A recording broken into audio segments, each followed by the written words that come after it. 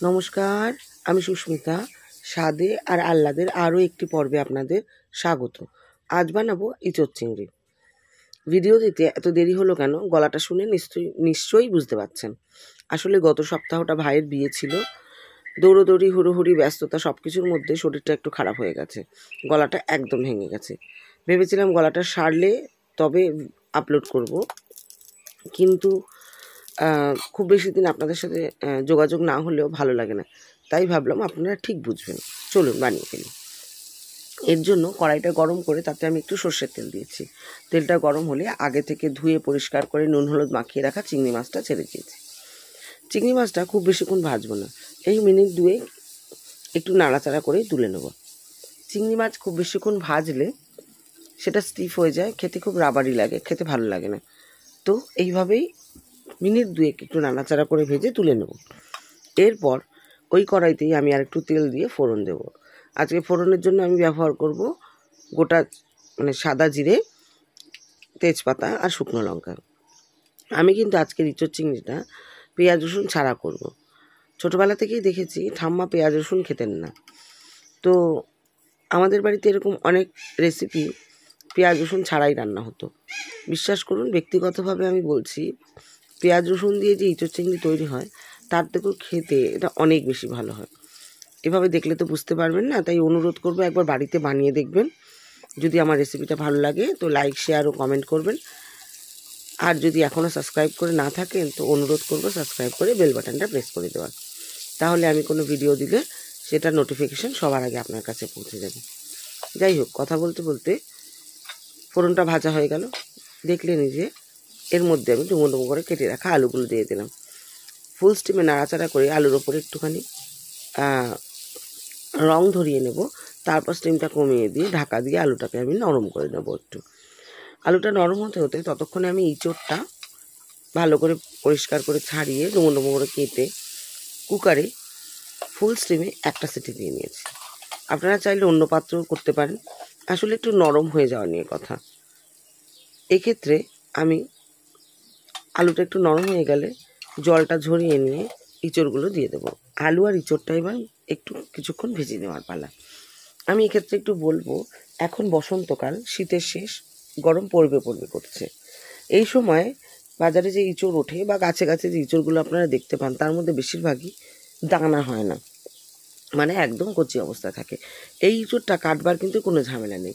একটু মোটা করে খোসাটা ছাড়িয়ে দিয়ে মাঝখানে শিরাটা বাদ দিয়ে ডুমো ডুমো করে কেটে নিলেই হলো। তবে দানা হয়ে গেলে সেই ইঁচড়টাকে কিন্তু খুব সাবধানে ভালো করে ছাড়িয়ে নিতে হয়। অবশ্যই হাতে তেল মেখে নিতে হবে, সেটা কচি ইঁচড় কাটুন বা দানাওয়ালা। আপনারা যদি কী করে দানাওয়ালা ইঁচড় ছাড়িয়ে রান্না করতে হয় সেটা জানতে চান তাহলে কমেন্ট করবেন, আমি অবশ্যই তার উপর একটা ভিডিও করার চেষ্টা করব। যাই হোক, নুন আর হলুদ দিয়ে আলু আর ইঁচড়টাকে আমি আবার ভালো করে ভেজে নিলাম। ভাজা ভাজা হয়ে গেলে এর মধ্যে থেকে কিছুটা তেল ছেড়ে দেবে। তো কিছুক্ষণ ভাজার পরে এর মধ্যে থেকেই কিছুটা তেল ছেড়ে দিল। এর মধ্যে আমি দিয়ে দিলাম টমেটো কুচি। এবার টমেটো কুচিটা দিয়েও আমি কিন্তু এগুলো নাড়াচাড়া করে ভাজতে থাকবো। কষানো হতে হতে আমি মশলাটা তৈরি করে নেব। এর জন্য আজকে আমি বাটা মশলা ব্যবহার করিনি। আমি নিয়ে নেব কিছুটা সাদা জিরে, সাদা জিরের গুঁড়ো, কিছুটা ধনের গুঁড়ো আর কিছুটা লঙ্কার গুঁড়ো।